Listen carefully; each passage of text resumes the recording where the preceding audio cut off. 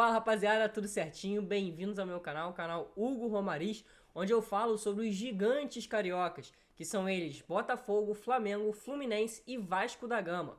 No vídeo de hoje, irei falar sobre todos eles, isso porque eu vou fazer um pré-jogo, pré-rodada, né, dos gigantes cariocas no Campeonato Brasileiro. O Flamengo vai jogar daqui a pouquinho contra o Internacional, eu já tenho a escalação também aqui em mãos, e amanhã tanto o Botafogo, o Fluminense e o Vasco vão jogar. O Vasco com o Palmeiras, o Fluminense com o Atlético Paranaense e o Botafogo com o Bahia, tá bom? Então são todos confrontos mais complexos, ninguém tá com vida fácil nessa rodada. Mas antes de tudo isso, quero pedir aqui que você curta o vídeo, comente, compartilhe e se inscreva no canal, porque isso me ajuda demais, tá bom? Sem muitas enrolações, já vou começar falando do jogo que vai acontecer daqui a pouquinho. A escalação já foi anunciada pelo Flamengo e tem algumas mudanças. Os torcedores pediram bastante, principalmente por uma mudança, e ela veio, tá? O Flamengo vai jogar mais uma vez pelo Brasileiro, vem oscilando muito no Brasileiro, tá no terceiro lugar agora e tá buscando ser vice-líder. Isso depende, claro, de Grêmio, do próprio Fluminense, do próprio Flamengo e do Palmeiras, que também vai enfrentar um gigante carioca. Já o Internacional, podemos dizer que abandonou o Brasileirão. Isso porque o Inter já está 8 jogos sem vencer no Brasileiro, na Liga, né? E se classificando na Libertadores. Lembrando que o River eliminou o River Plate nas oitavas e já conseguiu uma vantagem contra o Bolívar jogando na altitude. É apenas o terceiro time a vencer o Bolívar lá. Então agora tá com a vantagem pro jogo de volta, que vai ser no Beira-Rio. Ou seja, o Internacional deve poupar todo o time hoje, visando a Libertadores. Enquanto isso, o Flamengo deverá ter força máxima, tá bom? O Flamengo, que vai a campo com Matheus Cunha, o Wesley, o Fabrício Bruno junto com o Léo Pereira e o Ayrton Lucas na lateral esquerda, vencendo a disputa com o Felipe Luiz. No meio de campo, Eric Pulgar e Thiago Maia, dois volantes de ofício mesmo, né? Dois caras de marcação. O Pulgar até tem uma saída de bola melhor. Já no ataque, formado com outro quarteto mágico, podemos dizer assim.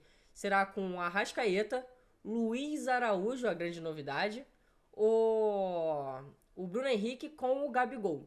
Lembrando que o Flamengo não está indisponível o Varela, nem o Gerson, tá? O Gerson tá suspenso e o Varela tá machucado. Minha expectativa é que o Flamengo, jogando em casa, no Maracanã, vença esse jogo. Mais de 57 mil ingressos já foram comercializados. A esperança e a ideia que se tem é que 60 mil torcedores estejam presentes no jogo de hoje, até porque é o último jogo do Flamengo no Maracanã, antes da fechada do estádio por 20 dias por conta de uma manutenção no gramado, tá? Então essa é a despedida dos torcedores do Flamengo no Maracanã. Outro jogo que vai ter será... Agora são todos os jogos de amanhã, tá? O Botafogo vai receber o Bahia. Já tá com muitos ingressos vendidos também. Mais de 20, 30 mil ingressos vendidos. Casa cheia, com mais um mosaico. E aí o movimento Ninguém Ama Como a Gente, que tá fazendo todo esse movimento de mosaicos, postou essa foto aqui com 2 bandeirões. Eu acho que vai ficar muito lindo na torcida amanhã.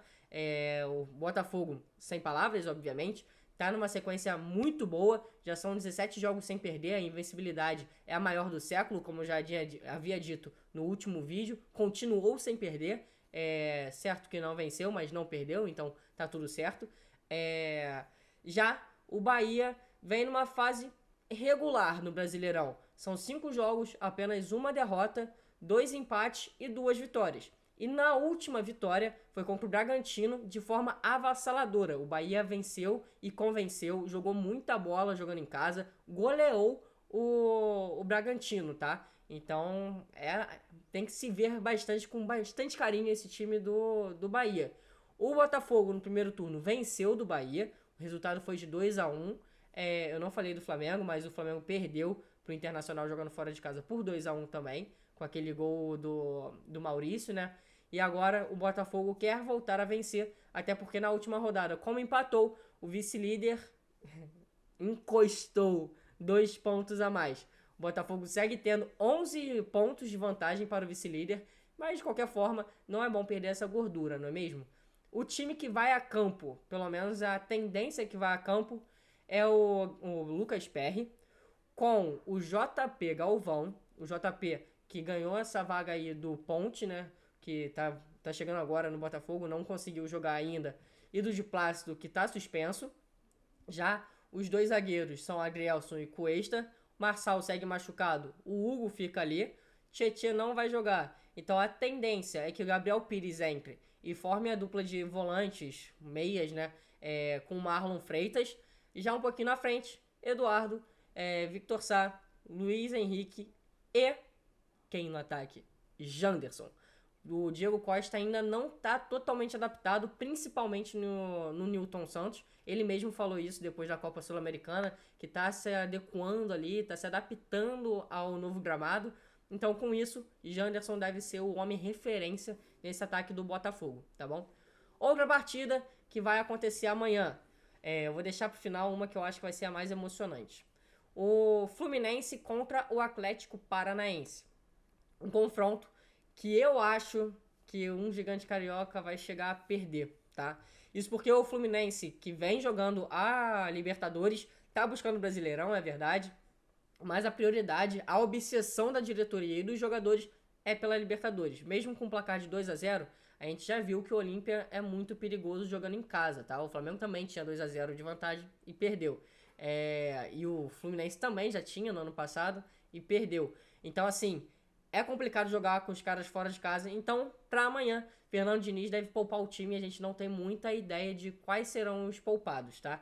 No primeiro turno, o Fluminense chegou a perder também, salvo engano, do Atlético Paranaense. Foi um dos primeiros jogos ali. Não perdeu para o Atlético Paranaense, foi empate. E aí, o Atlético Paranaense, que no Brasileirão tá 6 jogos sem perder. E no ano, só perdeu um jogo na Liga Arena, né? Que é a famosa Arena da Baixada. A antiga Arena da Baixada, até porque eles venderam os name rights, tá? Então só tem uma derrota no ano na sua casa, enquanto o Fluminense tem 10 jogos sem vencer fora de casa. Então isso é um fator preocupante. Por isso que eu não coloco o Fluminense como favorito. O Fluminense não tá jogando bem fora de casa. 10 jogos sem vencer fora de casa. Vai com um time alternativo. E o Atlético Paranaense vai com força máxima. Não tá mais em Libertadores nem em Copa do Brasil. Então é um desafio muito grande de enfrentar uma equipe que sabe muito bem jogar em casa. Tem a dificuldade do gramado também, que lá é o gramado sintético. Então a tendência é que seja o jogo mais difícil para os gigantes cariocas, tá bom? Agora, a última partida que eu acho que vai ser a mais emocionante, porque é o time do Palmeiras querendo se consolidar no Brasileirão. Já venceu por 4-0 na Libertadores, então não deve poupar o time para amanhã. Teve dificuldades para chegar aqui no Rio de Janeiro, porque o avião que estava trazendo da Colômbia deu erro, teve parada técnica, né? Foi substituído, digamos assim, porque todo mundo brinca que foi a contratação mais cara do Palmeiras, foi o avião, até porque o Palmeiras não contratou, só o Richard Rios, ex-Flamengo. Mas que o Palmeiras vem numa sequência muito boa, tanto no Brasileirão, tanto na Libertadores. É o grande favorito aí para a Libertadores, ao meu ver. E no Brasileirão é o grande favorito para ser o vice colocado. Mas o Vasco também está em ascensão. O Vasco já está 3 jogos sem perder. Quer pontuar mais uma vez. E aí, lembrando do último jogo que eles protagonizaram, foi um 2-2. O Vasco chegou a abrir 2-0 e sofreu um empate para o Palmeiras. Um jogo bem complicado ali para o Vasco. Começou muito bem, mas abaixou a rotação de forma muito alta. E aí o Palmeiras não perdoou. Então, assim, é um jogo muito equilibrado ao meu ver. O Payet já está regularizado, mas vai cumprir suspensão por conta de uma suspensão na França ainda. Um gancho que ele tomou de 4 jogos, já cumpriu 3. Então na próxima rodada ele deve estar à disposição e deve ser o titular, tá? Porque se a gente parar pra pensar, o Ramon Dias não tá esperando muito para os jogadores se entrosarem. O Veguete chegou, deu 2 treinos e já foi titular no jogo. Então, a ver como será o Payet em campo também, mas não contra o Palmeiras. Contra o Palmeiras, o Ramon Dias deve manter uma base ali do time que vem bem no Campeonato Brasileiro, tá? Então deve ser o Léo Jardim, que segue pendurado, O Robson Bambu na lateral direita deve seguir também. O Gabriel Dias entrou bem, mas foi substituído por lesão e o Pumita tá mal. O Pumita pediu pra ter mais chances, mas a tendência é que o Robson Bambu continue na lateral direita por agora. Já a dupla de zagas, o Léo não vai jogar porque ele tá suspenso. Então Capasso tá vencendo essa disputa aí com o próprio Miranda. Então vai ser a dupla Medel e Capasso. Na lateral esquerda, a unanimidade Piton. O meio de campo também chega a ser uma certa unanimidade com Zé Gabriel, Praxedes e Paulinho. E no ataque, o Ramon Dias gostou do último jogo contra o Atlético Mineiro, então deve repetir o trio de ataque com o Gabriel Peck, Serginho e Verratti, tá bom? Então essas foram as informações aí, um pré-jogão, né, uma pré-rodada, 21ª rodada do Campeonato Brasileiro com os Gigantes Cariocas. Espero que você tenha gostado bastante do vídeo. Comenta quais serão os resultados que você espera, né? Se você acha que o Flamengo vai vencer, o Fluminense vai vencer, o Vasco vai vencer, o Botafogo vai vencer. Enfim, comente aí o que você acha que vai ser dessa rodada dos Gigantes Cariocas, tá bom? Tamo junto, rapaziada. Até o próximo vídeo. Valeu!